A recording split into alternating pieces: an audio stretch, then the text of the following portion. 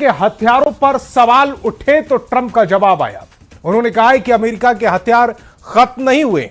आगे वो बोले कि अमेरिका के पास दुनिया में सबसे ज्यादा हथियार हैं, जरूरत से भी ज्यादा। इस बयान के तुरंत बाद उन्होंने सोशल मीडिया पर एक एआई तस्वीर शेयर की जिसमें खार्ग आइलैंड पर हवाई हमला दिखाया गया। उधर ईरान ने ट्रंप पर पलटवार करते हुए कहा कि अमेरिका अपनी ही जंग में फंस गया है, जिसकी उसे बहुत भारी कीमत चुकानी पड़ेगी। इस बीच अमेरिका में ट्रंप और नेतन्याहू की बैठक होने वाली है। इस बैठक से पहले नेतन्याहू ने कहा है कि ट्रंप से बातचीत में ईरान सबसे बड़ा मुद्दा होगा। ईरान युद्ध में फंसे ट्रंप, पैट्रियट मिसाइल खत्म। ये वाकई हैरान करने वाली बात है कि जिस वक्त हूथी सऊदी अरब की तेल रिफाइनरियों पर मिसाइलें दाग रहे हैं, उन्हें फूंका जा रहा है, ऐसे वक्त में ट्रंप ने सेना को आदेश दे दिया है कि ईरान पर हमला मत करो। इससे भी ज्यादा चौंकाने वाली खबर तो ये है कि 5 महीने से चल रहे ईरान युद्ध में ऐसा पहली बार हुआ है जब कुवैत और बहरीन ने मिलकर यूएई की मदद से ईरान पर सीधे मिसाइल और ड्रोन हमला कर दिया। दावा किया जा रहा है कि पहली बार कुवैत और बहरीन की सेना ने मिलकर के ईरान पर हमला किया है। इन हमलों के बीच अचानक अमेरिका की तरफ से ईरान पर हमला न करने को लेकर एक चौंकाने वाला दावा अमेरिकी मीडिया द न्यूयॉर्क टाइम्स और एक्सियोस की रिपोर्ट में किया गया। द न्यूयॉर्क टाइम्स और एक्सियोस की रिपोर्ट के मुताबिक अमेरिकी राष्ट्रपति डोनाल्ड ट्रंप ने शुक्रवार यानी 24 जुलाई 2026 को अपने शीर्ष सलाहकारों और कैबिनेट मंत्रियों के साथ एक लंबी हाई लेवल बैठक की और इस बैठक के बाद ट्रंप ने अमेरिकी सेना को ईरान पर किसी भी नए और बड़े हमले करने से रोकने का सख्त आदेश दे दिया। रिपोर्ट के मुताबिक अमेरिका के ज्वाइंट चीफ ऑफ स्टाफ के chairman general Dan Caine, pentagon के अधिकारियों ने ट्रंप प्रशासन को चेतावनी दी कि पिछले कई हफ्तों से लगातार जारी तूफानी हमलों की वजह से अमेरिकी सेना के पास पैट्रियट इंटरसेप्टर मिसाइलों और दूसरे एयर डिफेंस हथियारों का भंडार अब खतरनाक रूप से कम हो चुका है।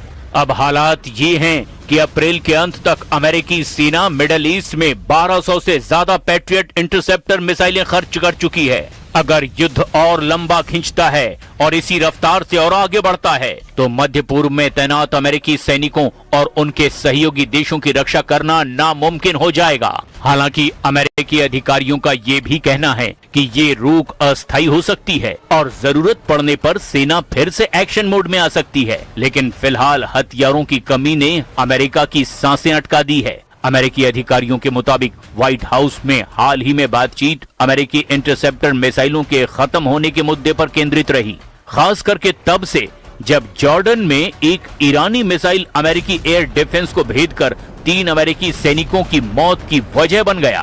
अमेरिका में सैनिकों की मौत पर भारी नाराजगी दिखाई दी। न्यूयॉर्क टाइम्स के सूत्रों के मुताबिक अमेरिकी जनरल डैन केन ने कहा कि ईरान के साथ पूर्ण युद्ध संभव तो है, लेकिन इसमें मध्य पूर्व में अमेरिकी सेंट्रल कमांड यानी सेंटकॉम के पास मौजूद मिसाइलों की संख्या बहुत कम हो जाएगी। वहीं दूसरी तरफ ईरानी सेना के पास मिसाइलों का बड़ा भंडार होने की संभावना है। ऐसे हालात में ट्रंप ने रूस और चीन को भी इस जंग से दूर रहने की सख्त चेतावनी दी है। ट्रंप का दावा है कि चीनी राष्ट्रपति शी जिनपिंग और रूस के राष्ट्रपति व्लादिमीर पुतिन ने उन्हें भरोसा दिया है कि वे तेहरान को हथियार सप्लाई नहीं करेंगे। ट्रंप ने साफ कह दिया कि अगर चीन या रूस ने इस नियम को तोड़ा तो उन्हें इसके बहुत गंभीर परिणाम भुगतने होंगे। So we've hit Iran very hard. Their Navy is gone. Their Air Force is gone. 250 jets no longer. 159 boats. Good boats. In fact, I said, why the hell didn't we keep them? We could have used them. But 159, but all at the bottom of the sea. They have no radar. They have very few drones left, despite what you see. And every once in a while, they're going to set some things up, but they don't have much left. And by the way, they are talking to us right now. They'd love to make a deal. I don't think they're ready to. I don't think it's time yet, but I'm willing to listen. But they cannot have a nuclear weapon. Iran में भारी तबाही, Bahrain Kuwait ने पहली बार किया हमला। जब ये जंग शुरू हुई थी तभी वॉर एक्सपर्ट्स ने आशंका जाहिर की थी कि ये मिडिल ईस्ट की सीमाओं को लांघकर पूरी दुनिया को अपनी चपेट में ले लेगी, ये डर अब सच साबित होता दिखाई दे रहा है। वॉल स्ट्रीट जर्नल की एक बेहद सनसनीखेज रिपोर्ट सामने आई है, जिसके मुताबिक कुवैत और बहरीन ने ईरान के अंदर घुसकर हमले शुरू कर दिए हैं। हालांकि दोनों देशों ने आधिकारिक तौर पर इस बात की पुष्टि नहीं की है, लेकिन ये इस बात का स्पष्ट संकेत है कि अरब देश अब एक लंबी और खूनी जंग में बुरी तरह फंसते जा रहे हैं। ईरानी मीडिया और सैन्य सूत्रों के मुताबिक ईरान ने जॉर्डन, कुवैत और बहरीन में मौजूद अमेरिकी सैन्य ठिकानों को अपनी जवाबी हमलों का निशाना बनाया। बहरीन में अमेरिका की 5th फ्लीट के नौसैनिक ठिकानों पर ड्रोन और मिसाइलों से जोरदार हमले किए गए, जिसके बाद वहां कई बड़े विस्फोटों की आवाजें सुनाई दी है।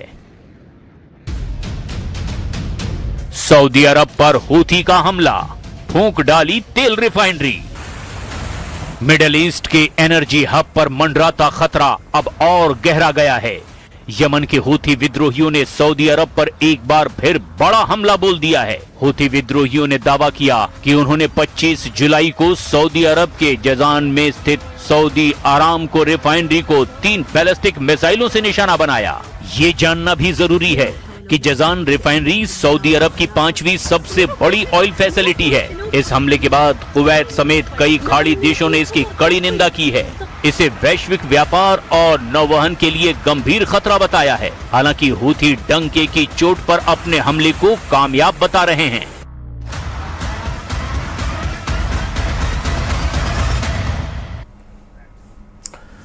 रूस ने एक बार फिर कीव समेत यूक्रेन के कई शहरों पर बैलिस्टिक और ड्रोन हमला कर दिया। इस हमले में जापोरिजिया, सुमय और निप्रो में भी भारी तबाही हुई है। यह हमला यूक्रेन के उस हमले के बाद हुआ जब कीव ने 1300 किलोमीटर दूर सी ट्रेड पोर्ट और फ्यूल डिपो को निशाना बनाया।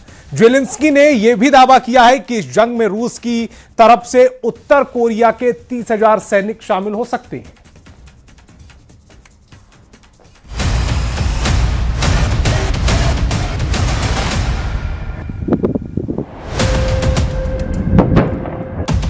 रूस यूक्रेन युद्ध अब और ज्यादा खतरनाक मोड़ पर पहुंच गया है। आधी रात को रूस ने यूक्रेन की राजधानी कीव समेत कई शहरों पर बैलिस्टिक मिसाइलों और ड्रोन की बारिश कर दी। खार्किव, जापोरिजिया और दूसरे इलाकों में धमाकों से भारी तबाही मची। कई लोगों की जान चली गई, लेकिन जवाब में यूक्रेन भी रूस के अंदर गहरे हमले करने लगा।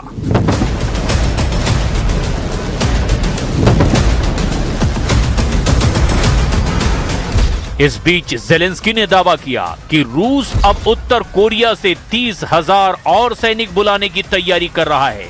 यानी जंग सिर्फ तेज नहीं हो रही है, बल्कि इसका दायरा भी लगातार बढ़ता चला जा रहा है।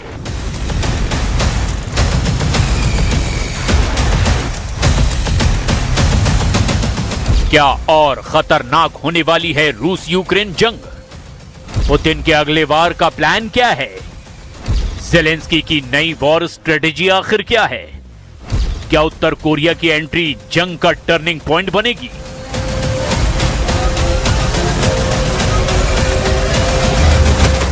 क्या रूस के भीतर और बढ़ेंगे यूक्रेन के हमले? क्या शांति की कोई उम्मीद अब भी बाकी है, या अब सिर्फ होगा एस्केलेशन? जंग के मैदान से एक नहीं, दो नहीं, बल्कि 6 बड़ी खबरें आई है।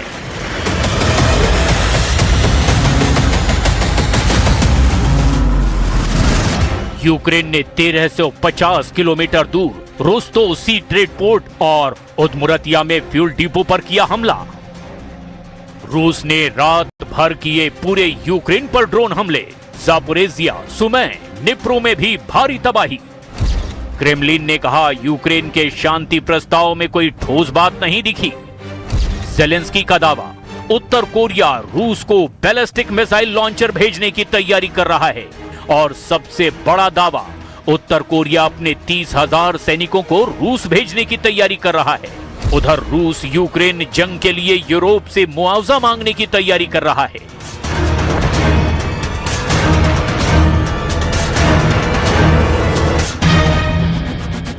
यूक्रेन ने एक बार फिर रूस के अंदर गहराई तक घुसकर बड़ा हमला किया है। यूक्रेन के ड्रोन यूक्रेन की सीमा पार करके 1350 किलोमीटर अंदर तक रूस के उदमुरतिया इलाके में फ्यूल फैसिलिटी और रोस्तोव के रणनीतिक सी ट्रेड पोर्ट को निशाना बना रहे हैं।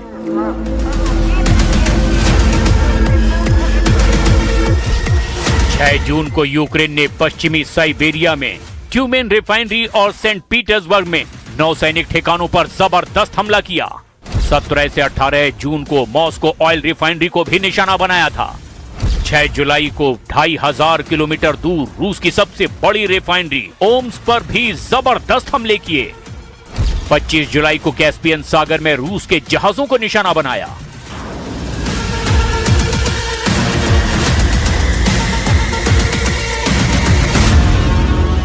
एक तरफ रात के अंधेरे में कीव पर बैलिस्टिक मिसाइलें बरस रही थीं, खार्किव में इमारतें हिल रही थीं, जापोरेजिया में पेट्रोल पंप आग का गोला बन गए और लोग सिर्फ अपनी जान बचाने के लिए इधर उधर भागते नजर आए।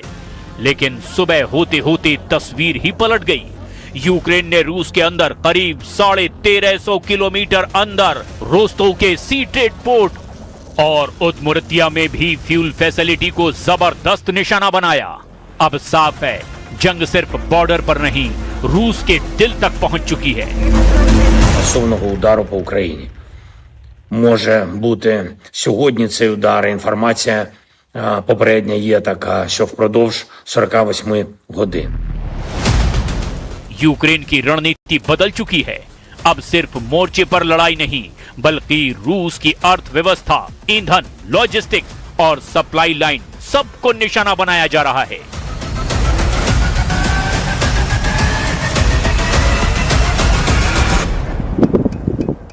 रूस को संदेश बिल्कुल साफ है, अगर यूक्रेन पर हमला होगा तो जवाब रूस के भीतर जाकर मिलेगा।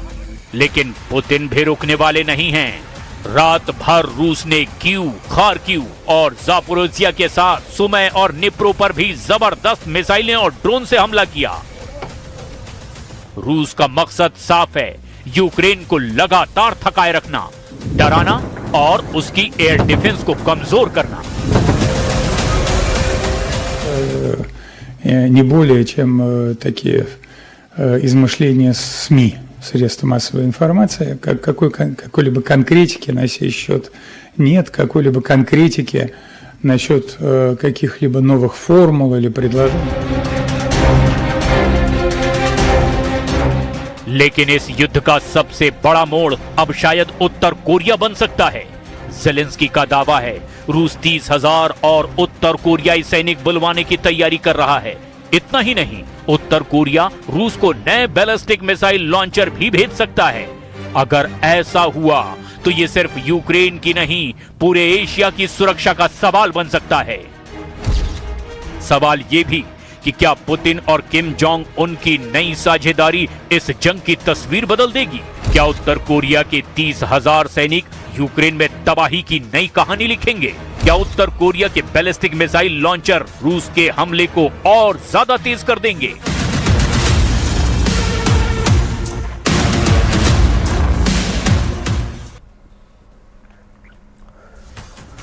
पाकिस्तान के कब्जे वाले कश्मीर में पाकिस्तान सरकार के खिलाफ विरोध की आवाज एक बार फिर तेज हो गई है। आंदोलन की अगुवाई कर रही JAAC यानी कि ज्वाइंट अवामी एक्शन कमेटी ने आज से मुजफ्फराबाद की तरफ लॉन्ग मार्च का ऐलान कर दिया और मार्च को ऐतिहासिक बनाने के लिए लोगों से ज्यादा संख्या में आंदोलन में शामिल होने की अपील की।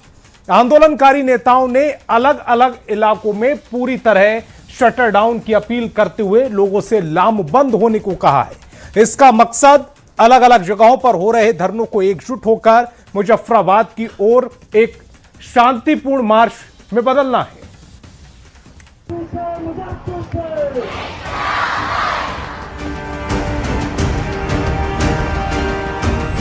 पीओके मांगे आजादी। पाकिस्तान के कब्जे वाले कश्मीर में एक बार फिर बड़े विरोध प्रदर्शन होने जा रहे हैं और आंदोलन की कमान संभाल रखी है JAAC यानी ज्वाइंट अवामी एक्शन कमेटी ने। मुनीर की सेना से आजादी। मुनीर की सेना के जुल्म के खिलाफ मुजफ्फराबाद तक ऐतिहासिक लॉन्ग मार्च का ऐलान है, जिसमें पीओके और आसपास के 1 लाख से ज्यादा लोग शामिल हैं। पाकिस्तानी जोर जुल्म से आजादी।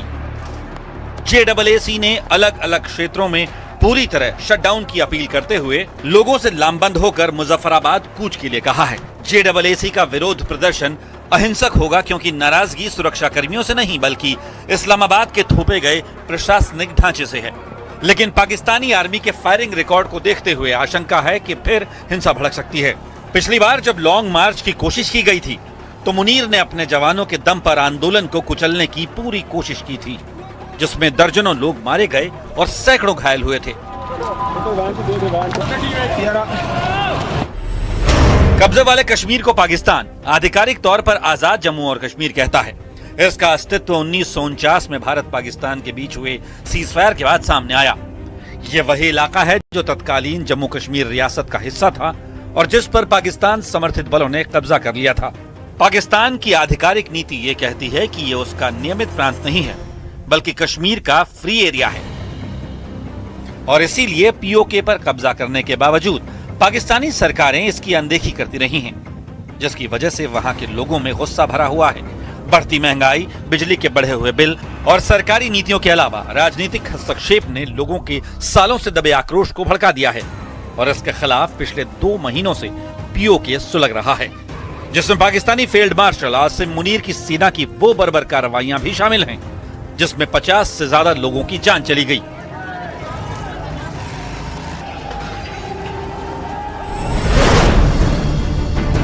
आंदोलन से जुड़े लोगों का आरोप है कि सुरक्षा बल ने कई इलाकों में बल प्रयोग किया, सड़कों को बंद कर दिया और संचार सेवाएं भी बाधित कर दी। उनका कहना है कि इन कदमों की वजह से कई क्षेत्रों में भोजन, दवाइयों और जरूरी सामान की कमी पैदा हो गई। कुछ प्रदर्शनकारी पाकिस्तान की सैन्य मौजूदगी खत्म करने और मौजूदा संवैधानिक व्यवस्था पर भी सवाल उठा रहे हैं। पिछले कई महीनों से POK में हालात सामान्य नहीं हैं। आर्थिक मुद्दों को लेकर शुरू हुआ यह आंदोलन अब पाकिस्तान सरकार की नीतियों के खिलाफ व्यापक राजनीतिक विरोध की शक्ल ले चुका है और इन सब के बीच पाकिस्तान POK में चुनाव करा रहा है, जिसमें वो 12 सीटें भी शामिल हैं जो सिर्फ कश्मीर के शरणार्थियों के लिए आरक्षित हैं, जिसको लेकर भारत ने कड़ा विरोध भी दर्ज कराया है, क्योंकि भारत लगातार कहता आया है कि जम्मू कश्मीर और लद्दाख के पूरे केंद्र शासित प्रदेश, जिसमें पाकिस्तान अधिकृत कश्मीर और गिलगित बाल्टिस्तान भी शामिल है, भारत का अभिन्न हिस्सा हैं।